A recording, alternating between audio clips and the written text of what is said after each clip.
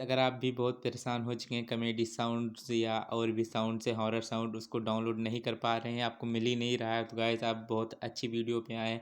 Guys आज मैं आपको वीडियो में बताने वाला हूँ कि आप वो कौन सा ऐप है जिससे आप डाउनलोड कर सकते हैं अपने गाने को।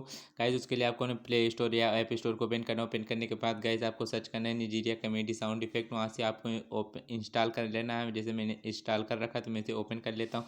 ओपन करने के बाद गाइस यहाँ पे आपको कई सारे साउंड्स मिल जाएगा, यहाँ से आप डाउनलोड कर सकते हैं। गाइस अगर वीडियो अच्छी लगी हो तो वीडियो को लाइक और चैनल को सब्सक्राइब जरूर करें। जैसे कि मैं आपको एक बजा के दिखा देता हूँ।